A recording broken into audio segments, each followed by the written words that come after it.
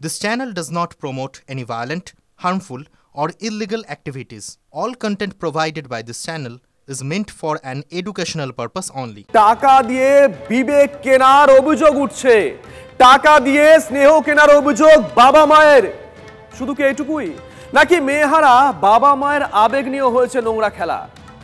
মেয়ের শেষ বিদায়ের সময় ক্ষমতার আস্ফলনের জোর হারিয়ে দেওয়া হয়েছে তিলোত্তমার বাবা মাকে। অভিযোগ যে তেমনটাই।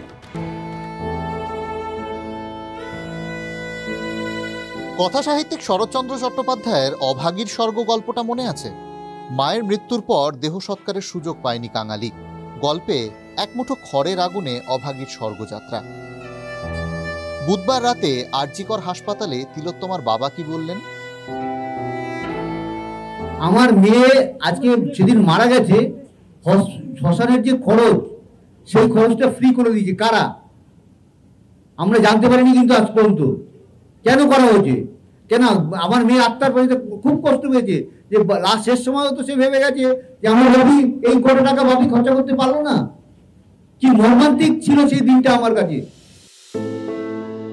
তিলোত্তমার বাবার এই অভিযোগটা শোনার পর শরৎবাবু কি বলতেন বা লিখতেন সেটা আমরা জানি না।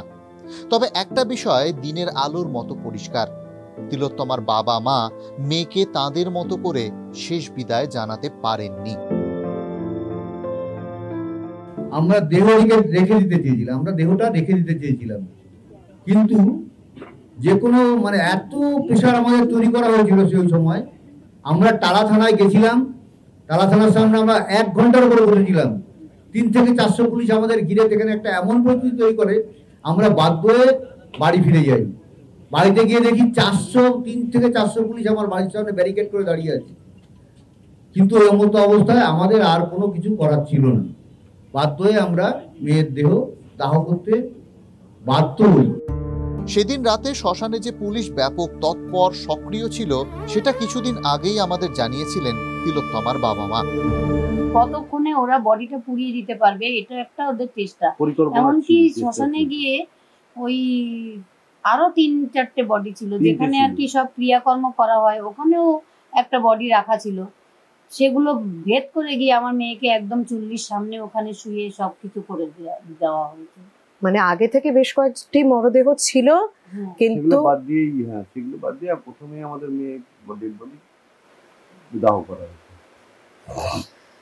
আর হাজার হাজার পুলিশ তখন ঘিরে রেখেছে। যেই বডিটা চুল্লিতে চলে গেল আর কোনো পুলিশ সব চলে গেল। তিলোত্তমার বাবা মা খুব সহজ ভাষায় প্রশ্ন করছেন, সেই সহজ ভাষায় উত্তরটা পাওয়া যাবে? মেয়েহারা বাবা মায়ের আবেগ নিয়ে যে নোংরা খেলার অভিযোগ উঠছে তাতে হয়তো তিলোত্তমার বাবা মা হেরে গেছেন, কিন্তু সেটা যে জোর করে হারিয়ে দেওয়া। Bureau report, TV9 Bangla.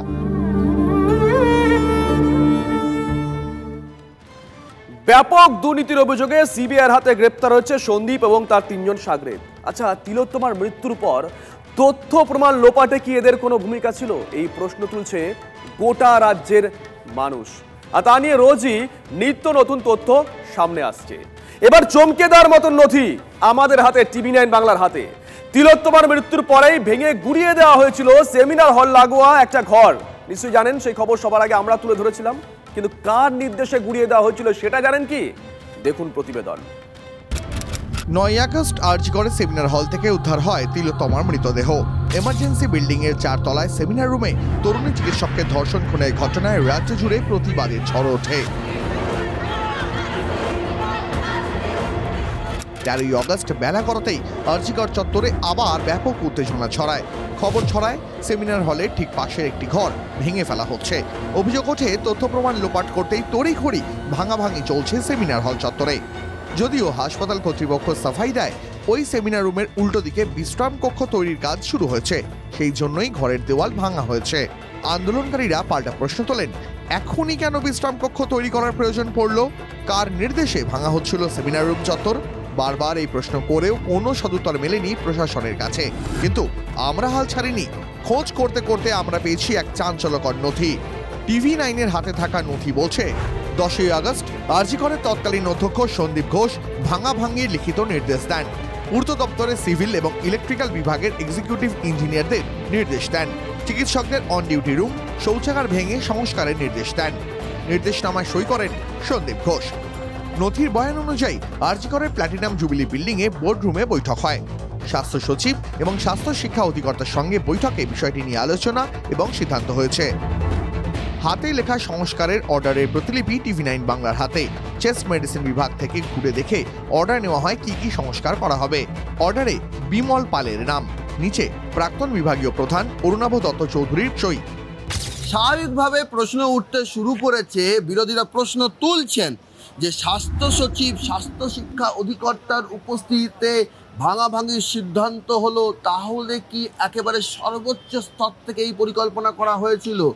এই প্রশ্নের মুখে পড়ে স্বাস্থ্য ভবনের শীর্ষকর্তা TV9-এর হাতে নথি তুলে দিয়ে জানিয়েছেন সার্বিক সংস্কারের বিষয়টি প্ল্যাটিনাম জুবিলি বিল্ডিংয়ের বোর্ডরুমে আলোচনা হয়েছিল।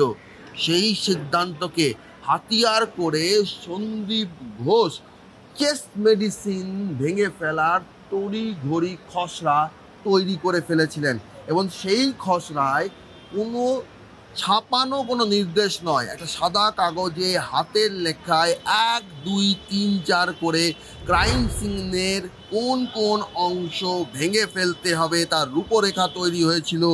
যে নির্দেশিকায় বিভাগীয় প্রধান, তৎকালীন বিভাগীয় প্রধান অরুণাভ দত্ত চৌধুরীর সই রয়েছে, সিভিল পূর্ত বিভাগের সিভিল ইঞ্জিনিয়ার বিমল পালের সই রয়েছে পিজিটি ইন্টার্নদের। প্রশ্ন উঠছে, কেন সই করলেন তারা? কার নির্দেশে সই করলেন তারা? এইভাবে সেমিনার কক্ষ ভেঙে ফেলার বিষয়টি স্বাস্থ্য ভবনকে আড়াল করা হয়েছিল বলে স্বাস্থ্য ভবনের শীর্ষকর্তারা দাবি করছেন। তাহলে তাদের উদ্দেশ্য কি ছিল? আর এসব প্রশ্নের উত্তর পেতেই অরুণাভ দত্ত চৌধুরীকে জিজ্ঞাসা করা হলে অরুণাভ দত্ত চৌধুরী ফোন কেটে দেন। আরজি করে ভাঙাভাঙির ঘটনায় স্বাস্থ্য দপ্তরের বিরুদ্ধে ফের সরব চিকিৎসক মহলের একাংশ। আমরা প্রথম থেকে দাবি করে এসেছিলাম যে এটা হচ্ছে স্বাস্থ্য কর্তৃপক্ষ, স্বাস্থ্য দপ্তরের যা কর্তৃপক্ষ, কলেজ কর্তৃপক্ষ এবং স্বাস্থ্য দপ্তরের কর্তৃপক্ষ, তাদের যৌথ সিদ্ধান্ত এবং সরাসরি হচ্ছে যে তাদের নির্দেশেই এই যেটা কাজটা করা হয়েছে। এটা ইঞ্জিনিয়ারদের সাথে কথা বলে আমরা জানতে পেরেছি। আজকে নথি সামনে চলে এসছে। স্বাস্থ্য ভবন থেকে কিন্তু এইরকম পার্টিকুলার নির্দেশিকা কখনো আসে না যে এই জায়গাটা ভাঙো ওই জায়গাটা গড়ো। সুতরাং ওভারঅল একটা পারমিশনের জন্য আমরা চাওয়া হয়, সেখানে গো অ্যাহেড বলা হয় স্বাস্থ্য ভবনে, কিন্তু কোন সেমিনার রুমটা আগে ভেঙে দেওয়া হবে অত তাড়াতাড়ি পরের দিনই, এ ধরনের নির্দেশ আমার মনে হয় প্রিন্সিপালই দিয়েছে। প্রশ্ন উঠছে, স্বতঃপ্রণোদিত হয়েই কি স্বাস্থ্য সচিব ডিএমইর এই সিদ্ধান্ত, নাকি বাইরে থেকে আরো বড় প্রভাবশালীদের চাপ? ভাঙাভাঙির কারণে ধর্ষণ খুন মামলায় তথ্য প্রমাণ নষ্ট হওয়ার আশঙ্কা কি থাকছে না? সুপ্রিম কোর্টে সিবিআই ইতিমধ্যেই অভিযোগ করেছে যে তারা তদন্তের ভার হাতে নেওয়ার আগেই অকুস্থলে পরিবর্তন ঘটানো হয়েছে। তার জেরেই কি আড়ালেই থেকে যাবে তিলোত্তমা কাণ্ডের আসল অপরাধীরা? প্রশ্নটা থাকছেই।